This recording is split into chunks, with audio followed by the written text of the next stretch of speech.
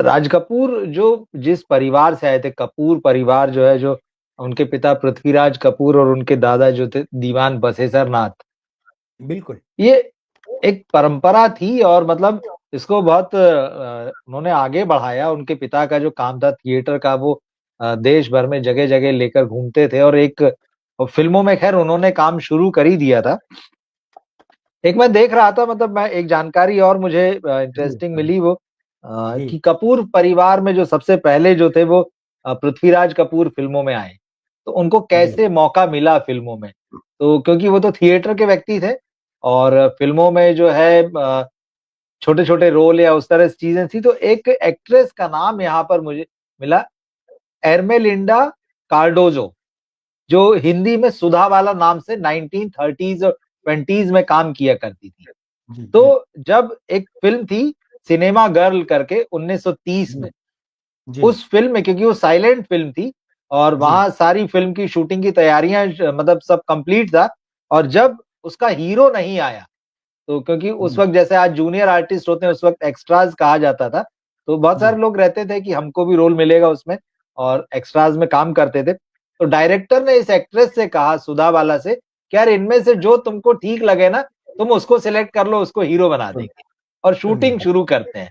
तो हाँ, वहाँ पर पृथ्वीराज कपूर साहब थे और उन्होंने कहा यार इनको बना लेते, तो वहाँ से वो जर्नी चल पड़ी। तो ये कपूर खानदान की फ़िल्मी शुरुआत है शायद, जो मुझे लगता है कि ये जो एक्ट्रेस हैं जी, उसको प्रणाम करना चाहिए इनको कि वहाँ से ये जर्नी शुरू हुई है। आज ये कपूर खानदान इतना हाँ, बड़ा दिखाई देता है।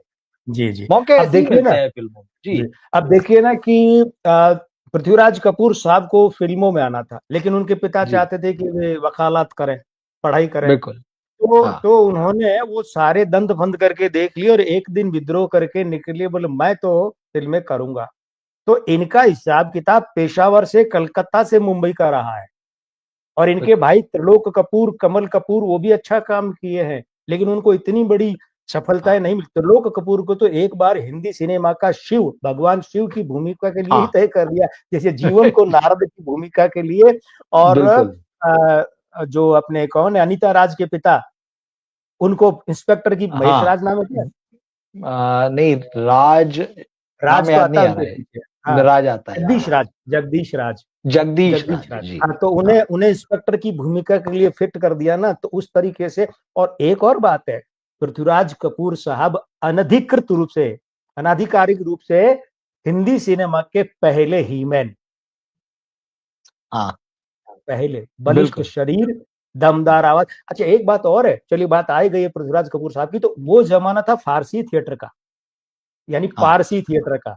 पार्स ठीक है। जी, और उस समय सबसे बड़ा जो दहाड़ने वाला मामला था, सबसे बड़ा सितारा था, वो थे सोहराब मोदी। जेलर बिल्कुल। वगैरह का डायलॉग देखिए सब, वो तो रानी झांसी हाँ, फिल्म से पिट गए, वरना। जी, जी, तो उस समय पृथ्वीराज कपूर ने उस अंदाज को अपनाया और मुगले आजम में वही अंदाज रहा। लेकिन पृथ्वीराज कपूर बिल्कुल। की क्या स्थिति थी कि उन्हें जब राज कपूर ने कहा कि पापा मैं तो फिल्मों में आऊंगा, ठीक है, मगर एक बात ध्यान दीजिएगा, राज कपूर को आज हम कहते हैं कि इतने महान डायरेक्टर थे, तो उन्होंने संगीत की भी 2 ढाई साल शास्त्रीय शिक्षा ली है।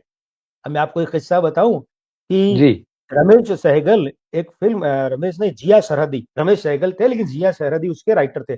रमेश वो एक फिल्म बना रहे थे, वो फिल्म थी क्राइम एंड पनिशमेंट पर आधारित। वो एक उपन्यास है बहुत प्रसिद्ध, जी। हाँ, पाश्चात्य। दोस्तोवस्की का नॉवेल है, हाँ, रशियन नॉवेल है। दोस्तोयेवस्की जी, का, तो वो उस जी, पर वो जी। फिल्म बना रहे थे, तो जिया सरहदी। तो हीरोइन फाइनल कर ली उन्होंने और हीरो फाइनल कर लिया, हीरो राज कपूर। अब हुआ माला सिन्हा हीरोइन और फिल्म का नाम फिर सुबह होगी। अब संगीतकार फाइनल करना है, देखिए बात बड़ी क्या है। जी, संगीतकार जी। फाइनल करना है तो हुआ ये कि खयाम को बुलाया गया। कितने बड़े म्यूजिक के जानकार राज कपूर, खयाम। अब खयाम साहब कितने अच्छे शास्त्रीय समझ वाले, ऐसे नहीं जी, कि हारमोनियम भी बजाना नहीं जानता मैं संगीतकार हूँ, ऐसे नहीं। तो खयाम साहब ने जो 1992 से 95 तक जो एक्सप्रेस स्क्रीन हिंदी में अखबार निकलता था ना, साप्ताहिक, हाँ। जी, जी, एक्सप्रेस वालों बिल्कुल। का, उसमें खयाम साहब हाँ, ने जो संस्मरण आते थे साप्ताहिक, उसमें खुद कहा है कि मैं बड़ा दुख दुख अंदर कर रहा था, दुख दुखी छुट्टी थी कि यार राज कपूर बैठेंगे सिटिंग में, जिया सरहदी बैठेंगे, राज कपूर भी बैठेंगे सीटिंग में, और शाहिर भी होंगे, शाहिर के गीत थे उसमें। और आपको जी, पता है शाहिर धुन पर तो गीत नहीं लिखते थे, उनके लिखे पर धुनें बिल्कुल। बनती थी। तो वो बोले मैं धुक धुकी करते हुए बैठक में पहुंचा, वहां बैठे और सारे गांव तकिए लगे हुए गद्दों पर बैठे थे, हारमोनियम सामने था, वो पेटी, राज कपूर साहब पेटी बोलते थे उसे, बहुत हुँ, लोग बोलते हैं। राज कपूर ने जी, पेटी खयाम के आगे खिसकाई और कहा, खयाम साहब शाम का वक्त है, कुछ हो जाए। तो खयाम ने लिखा कि मैं समझ गया है कि ये यमन कल्याण में कह रहे हैं धुन बनाने को। ठीक, और राज कपूर की इतनी पैनी नजर थी, इतनी पैनी नजर कि वो रिकॉर्डिंग में, हर गाने की रिकॉर्डिंग खुद मौजूद रहते थे। और एक बार चिट्ठिए नी दर्द फिराक वाली ले जा संदेशा सोने यार दा, हीना फिल्म के गाने की रिकॉर्डिंग के वक्त, बनाते वक्त तो गुजर गए। उस वक्त हल्का सा कहीं कुछ मोच आता है गाने में, उन्होंने कट करके दोबारा करवाया, हल्का सा, जब वो आम आदमी पकड़ नहीं जी, पाएगा। तो संगीत की इतनी गहरी समझ कहाँ है। अगर वारिसों की बात होती है तो एक बात बताइए, हीना फिल्म रिलीज हुए आज कम से कम 35 बरस हो गए। ठीक। बीच में आ अब लौट चले ऋषि कपूर ने बनाई थी, और एक ऋषि प्रेम ग्रंथ कपूर, बनाई थी हाँ, राजीव कपूर ने। ठीक बिल्कुल। है, उन दोनों फिल्मों ने बता दिया कि बतौर डायरेक्टर ये अपने पिता के पांव की जूती में पांव फंसाने लायक तो छोड़िए, अंगुली का नाखून, छोटी उंगली का नाखून पकड़ने लायक भी नहीं है। इन्हें न तो म्यूजिक की समझ, न शॉट टेकिंग की, फिल्म साजी की समझ ही नहीं थी, इन्होंने बना ली, पैसे खराब कर लिए।